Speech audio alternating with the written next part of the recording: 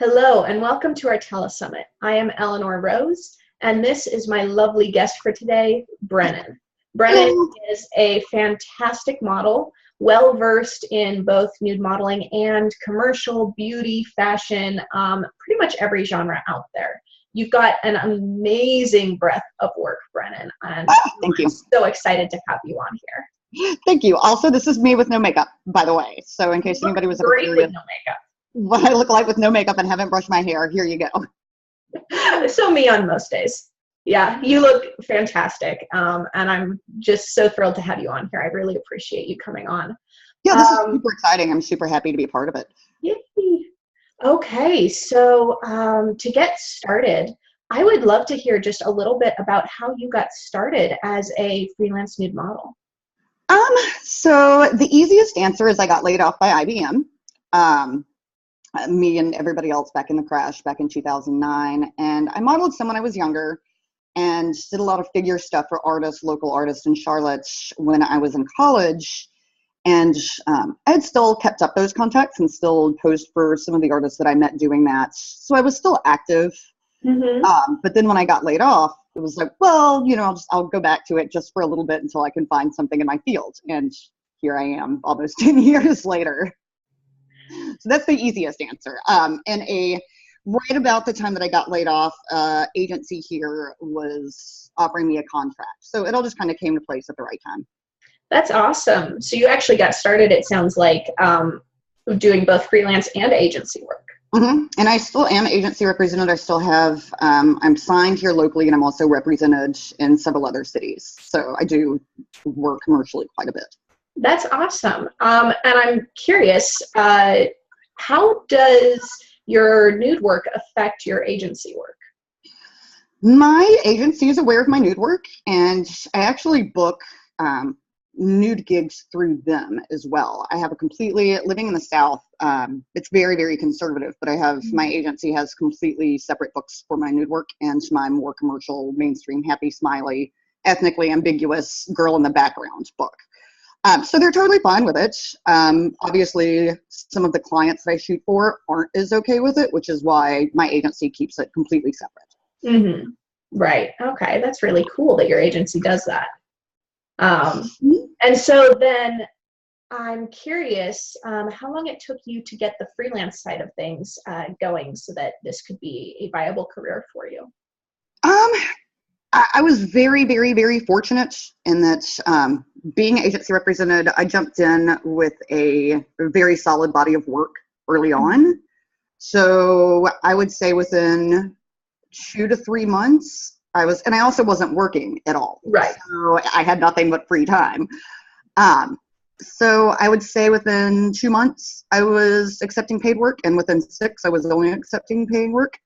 So yeah, I realized that I'm very fortunate in that aspect. I wasn't one of those that had to toil around and trade for 2 years like so many of us have to do. Right. That's really impressive. So and also location-wise, I'm in a great spot. Really? Yeah, I'm not in like Omaha, Nebraska. Charlotte's yeah. I've done a tour to North Carolina and I loved it, but I never thought it was a huge, that the Carolinas were a huge hub of work. Yep. We have 13 Fortune 500 companies headquartered in Charlotte alone, and then they farm out. We also shoot locally to Georgia and Raleigh. So once you add that in, yeah, there's a huge commercial market here. Oh, okay, so that's the commercial side of things, not the freelance. Right. Got it. Okay. Yep. That's really cool. Yeah. One of the many reasons why I was excited to have you on here is because you do have the agency and the freelance. And so for models wanting to go that route, you've got a lot of really amazing insight into that. It's definitely organized chaos. I realize that it's not for everybody. I do have to, manage with my agency, I'm not going to be here these dates, but I can be here if a big enough job comes along. It's a lot of overnight immediate flights home. It's very interesting. It's like herding cats. Yeah. Now, so did you find that being agency represented helped you get into community with other models faster? Or I'm not sure how agency models network as compared to freelance models. In my experience, freelance modeling is a much more supportive community modeling wise. You know, there's not the preconceived notion of us being catty. You know, we're all very accepting and empowering and happy with each other. Agency work is not like that. It is competitive. And while I do have friends that are with my agency or with other agencies that I've worked with, it's not the general rule that we're accepting of each other. Right. That almost makes sense. I feel like there's more of a need for solidarity among freelance models. Yeah, definitely. Even though, you know, people ask me all the time, like, oh, well, you know, all your bad experiences have been freelance. And in reality, it's been the other way. So I have had a lot of negative experiences on commercial sets with full teams. So, you know, again, that there is that need for solidarity there. It's just a completely different atmosphere. Right. Yeah. Unfortunately. Yeah. So that provides a perfect bridge. Can you tell us a bit about the Blacklist that you started? But first, coffee. I feel like that's really all I've talked about it's been almost 2 years now, which is incredible. But yeah, as soon as I meet somebody within the industry for the first time, they're like, I'm like, I know what you're going to ask me. It's okay. You know, we can talk about it. I've become very comfortable talking about it. So in summer of 2015, it would be now, I started a list of people that I do not recommend. 90% of the list was based on my own experiences. There are a handful of people on the list that were put there by, I consider my best friends that I know and explicitly trust their judgment and their experiences. So no, it was never intended to be a master list. Mm-hmm. It was never intended to be a database of people that I don't recommend. Yeah, again, it's mostly my experiences. Right. Yeah. And what was really fascinating was somehow it just kind of blew up overnight and it was everywhere. And I can speak for myself, and I'm sure my experiences were shared by a lot of other models. I've been wanting to post my own list of people I highly did not recommend for quite a while, and seeing you step out and do that made me feel like, you know, I could step out and publish mine as well. Well, that was more my intention, you know, was not, you know, again, not to create this database, but to empower other women in general to feel comfortable speaking out. And I realized that I was in a really privileged position to be able to do what I did, and that not all models would have been in that spot. Can you tell me a bit more about what you mean by that? I've been at this for a very, very, very long time. I like to think that I have a really good reputation and I'm well respected within the industry. And also, I hope, you know. You do. You've got a great reputation. You're very well respected. I have access to legal counsel. I'm also older and have a lot more stability than I recognize a lot of models do. So it was something that I felt comfortable doing. Right. That makes sense. Yeah. Well, on behalf of the modeling community, if I'm, you know, I feel like I can say I think we're all very appreciative for you doing that. And it was really just an amazing phenomenon seeing the responses to that, which clearly there were some that were horrible, but there were also, I feel like you gave a lot of hope and positivity to the models in the industry as well, even amidst some of the strife that it might have stirred up. I honestly, I did it. It was like a Friday night and like things were quiet. Yeah, I posted on my Facebook. That was it. Things were quiet-ish for a few days. And then I kicked the proverbial hornet's nest, and then the whole thing really did just go insane. And I was receiving like on an average of 500 to 600 messages an hour for quite a few months there regarding it. So it was really, really overwhelming, but the amount of support that I received from even non-industry people was absolutely incredible. You know, women that just saw it on Facebook that had been raped and had never spoken about it. Photographers were incredibly, for the most part, were incredibly supportive of the list, and they understood the need for it as well. Obviously, you know, there was some not so great responses, but yeah, the solidarity was really overwhelming and impressive. So thank you guys, by the way. Yeah, yeah. And I think that was one of the things that was so great about this list is it brought to light more of the solidarity among the freelance modeling community of there is this stereotype that all models are catty and competitive. And I know that when I entered in as a new model, wow, that word slips out so easy, nude, woo. Right. It is a new model. I was so afraid to approach experienced models, even just for a reference check, because I was like, who am I to talk to them? And they're going to be catty and mean and rude, and they're going to look at my portfolio, and they're going to think I'm awful. And so I feel like as the community has come together in more ways, it's just been really amazing. And I feel like there was already definitely a community, but one of the things I love so much about your list back in 2015 is it felt like it really catalyzed the community coming together even more. I like to think that it did. I'm not sure that it was the catalyst for that. I'm sure that there was some other things going on, but it definitely did encourage us, all of us, even new models alike, to communicate more freely with each other, to not be scared or intimidated. And I've always made it widely known that I'm always available for reference checks. But again, like I was so intimidated when I started, just even approaching people about references. So I think at bare minimum, it started a conversation. Yes, definitely. Which we all needed to have. So then in your own career, how has having that community of models and support helped you throughout your career? I mean, as you know, it becomes easier the more established that you get to have a network, a trusted network you can check references. And, just talking with so many models and models staying here, you learn very quickly, like, oh, well, I was just in X city and had a horrible experience with X photographer. And just having friends, models that I consider other friends in this community that I can text at 2 in the morning just to bitch about something is absolutely incredible. Because our career choices are so polarizing.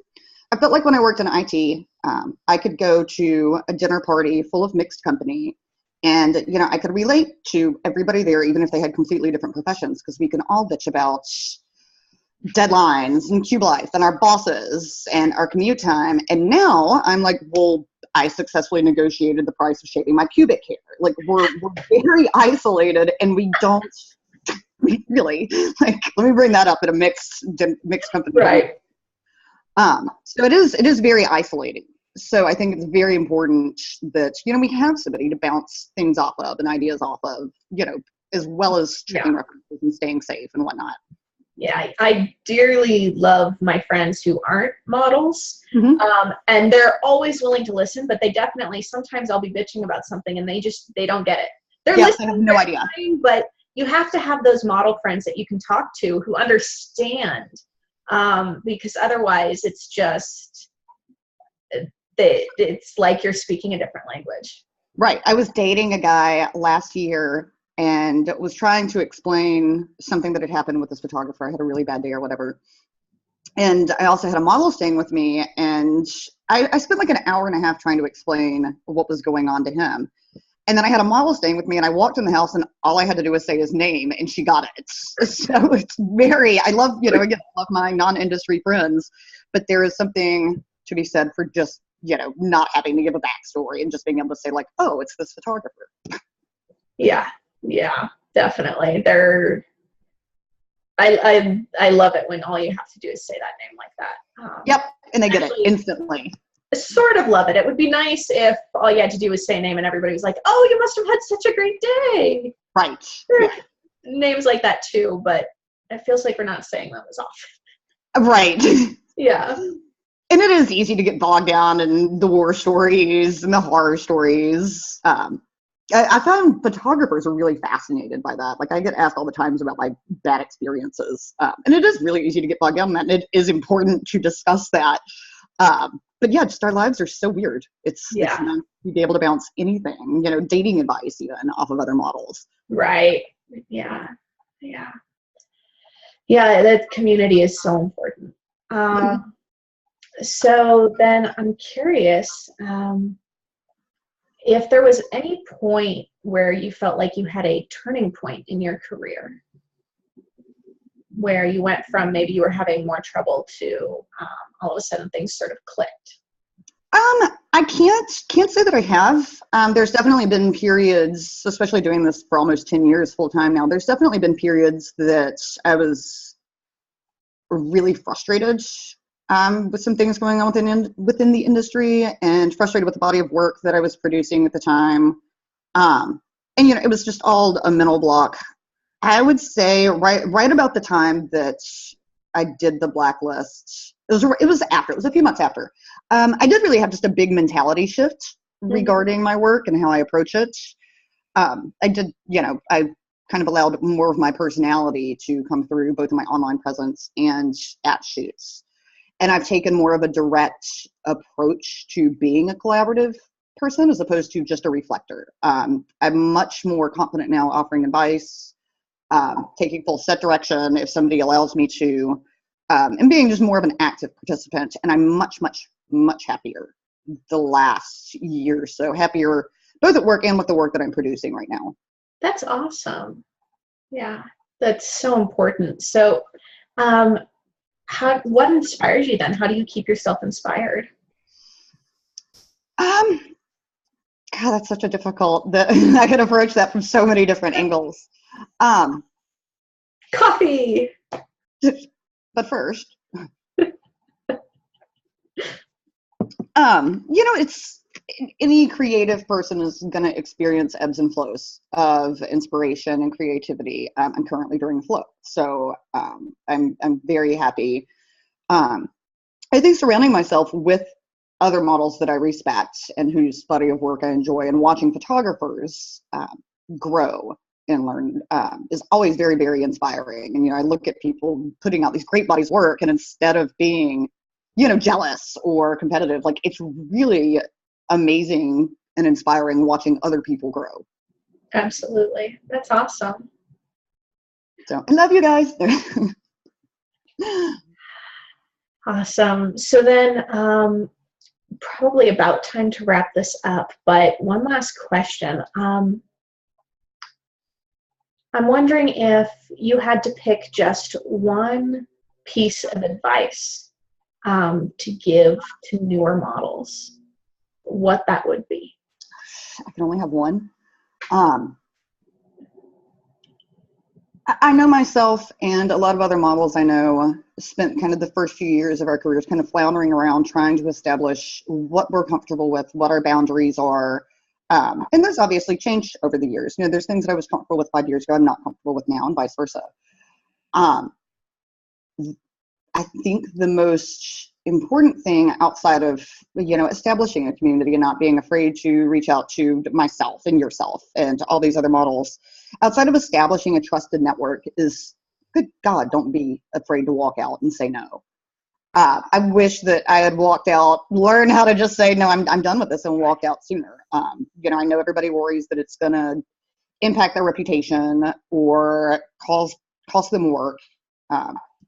But if you have 9 people saying great things about you and one person that you walked out on saying bad things, it's going to outweigh. So don't ever be afraid to know your boundaries and enforce your boundaries, and leave when you have to, which I think can be applied to any and all scenarios, be it, at an interview or a bar or anywhere. I think that we don't teach women that enough. Yes, and that's so important. I'm so glad you brought that up. And it's interesting what you said about your reputation, because I found that the photographers who bluster the most about, I can ruin your reputation if you don't do what I want, are the ones who have absolutely no voice in it. Like, they don't have the weight behind that. Nobody's going to listen to them. If they bluster about you being an off the model, people are going to be like, so I take it you had a bad experience with him?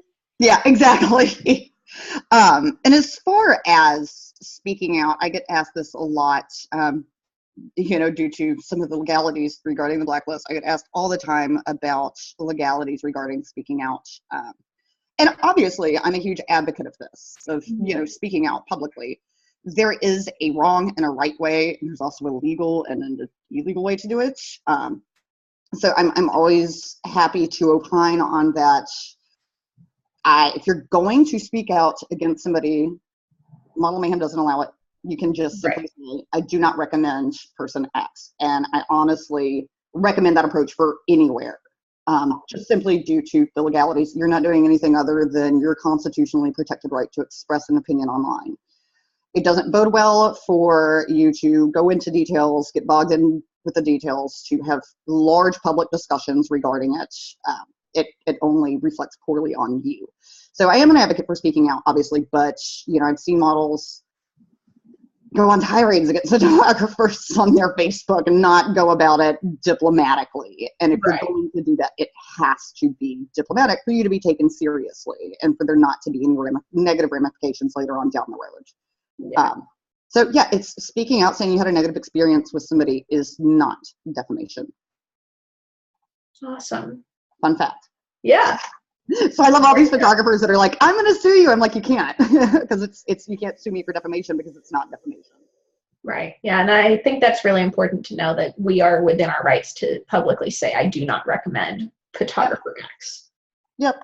Yeah. And I think it's, it's very easy for us to say since, we're established and we do have a reputation.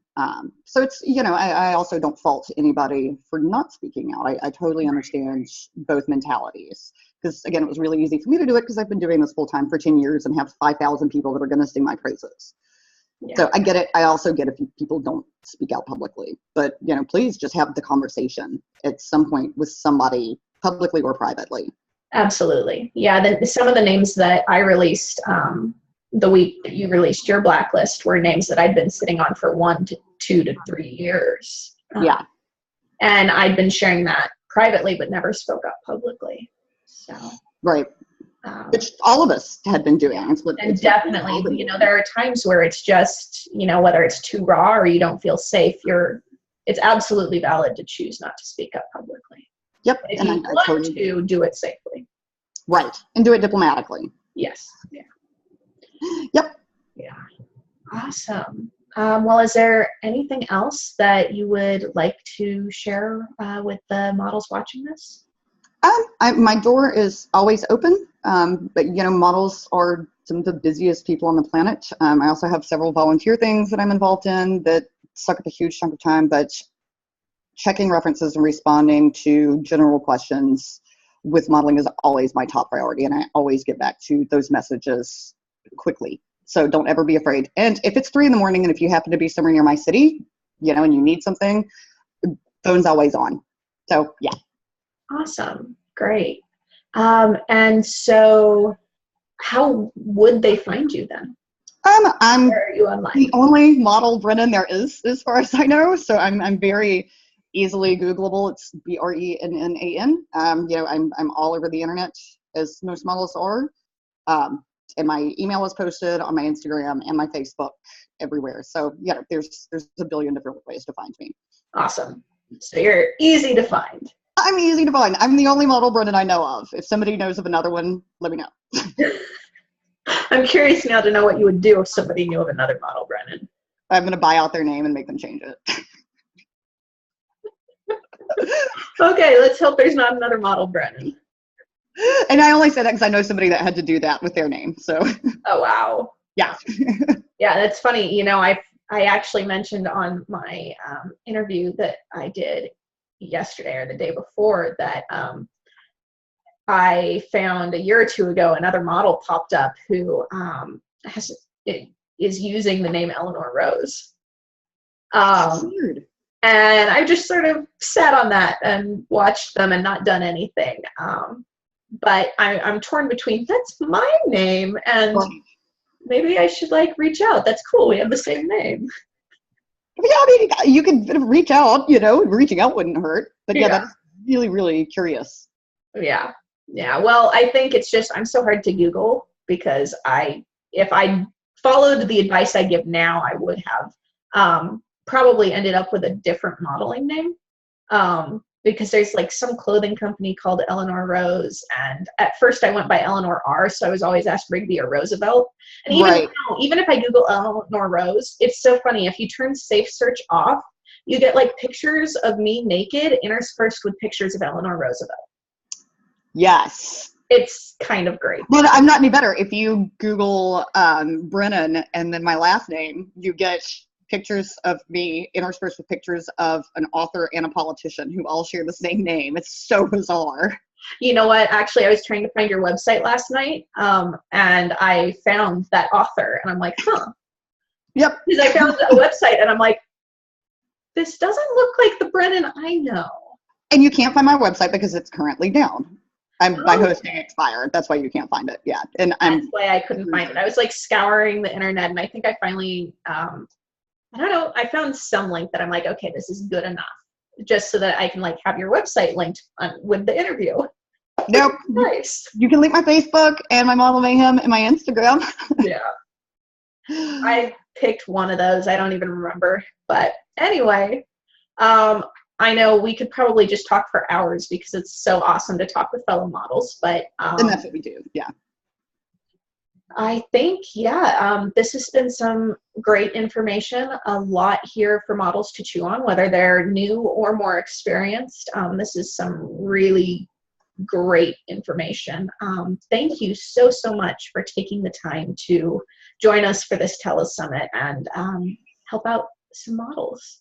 Yeah, it was awesome. I'm just, still floored at the amount of support that I've received. So thank you for reaching out to me and making this happen. Yeah, I'm so excited about this. Okay, well, I will talk to you soon.